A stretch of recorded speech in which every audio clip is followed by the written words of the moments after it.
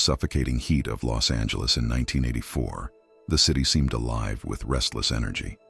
The summer air was thick, the kind of oppressive warmth that clung to your skin and made tempers flare. But beneath the ordinary chaos of urban life, something far darker was stirring.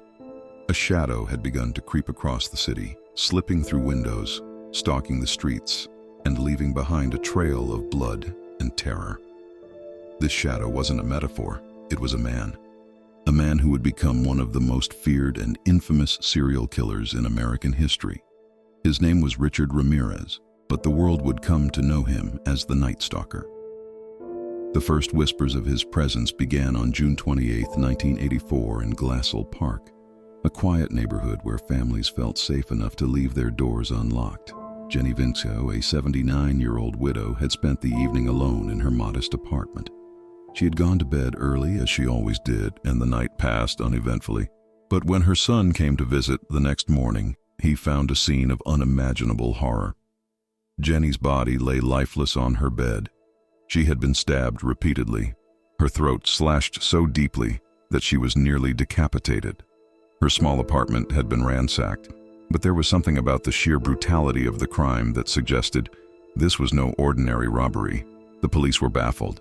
Who could do something so monstrous? And why? For months, the killer seemed to vanish, as though the darkness had swallowed him whole. But the silence was only a prelude to the storm.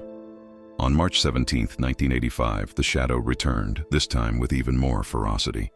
Maria Hernandez, a 22-year-old, was pulling into her garage in Rosemead when she noticed a figure lurking in the shadows. Before she could react, a man stepped out, raising a .22 caliber handgun.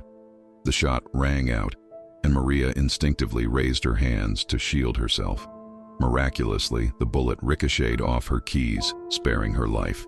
She ran, terrified, and survived the encounter.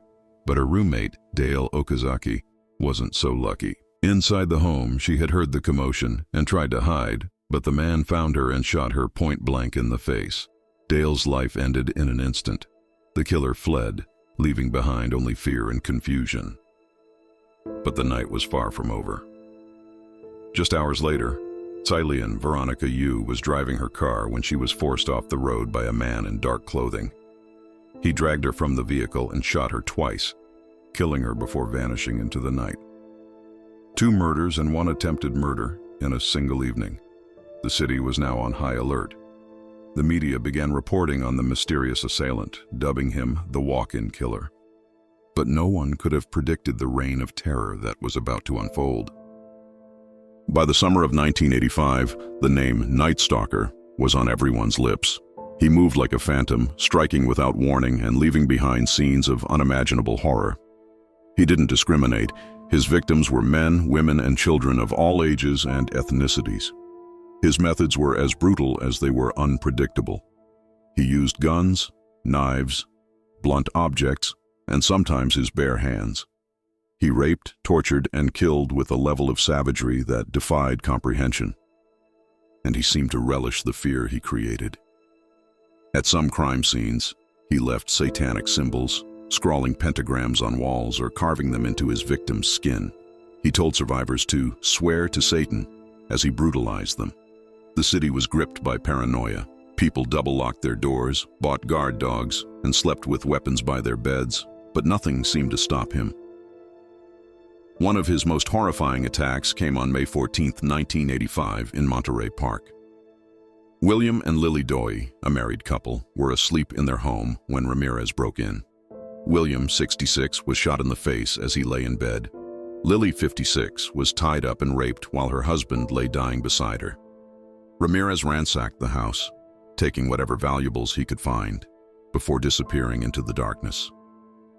Lily survived the ordeal, but the psychological scars would never heal. The randomness of his attacks made him almost impossible to catch. He struck in different neighborhoods at different times of the night using different methods. He didn't seem to care about leaving evidence behind, and yet he evaded capture time and time again. The police were desperate, forming a task force and pouring resources into the investigation. But Ramirez always seemed to be one step ahead. The city's fear reached a fever pitch on July 20, 1985. That night, Ramirez broke into the home of Max and Layla Knighting, an elderly couple living in Glendale. He bludgeoned Max to death with a hammer before turning his attention to Layla. Her screams echoed through the house as he attacked her with the same hammer, then used a knife to finish the job. Ramirez's cruelty knew no bounds. He mutilated their bodies, leaving behind a scene so gruesome that seasoned detectives were left shaken. And yet, even in the face of such horror, the killer remained elusive. But Ramirez was not invincible. On August 24, 1985, he made a critical mistake. That night, he broke into the Mission Viejo home of Bill Carnes and his fiancée, Inez Erickson. He shot Bill in the head and raped Inez, forcing her to swear her allegiance to Satan. But as he fled the scene, a teenage boy noticed the car he was driving and took note of the license plate. The police finally had a solid lead. The car was found abandoned a few days later, but it was enough to link Ramirez to the crimes. His fingerprints were matched to those found at multiple crime scenes, and his mugshot was released to the public. The Night Stalker's face was now everywhere, on television, in newspapers, on posters plastered across the city. He had become the most wanted man in California. On August 31, 1985, Ramirez made the mistake of returning to Los Angeles. He walked into a convenience store, unaware that his face was on every screen in the city. A group of women recognized him and began shouting, "El Matador," the killer.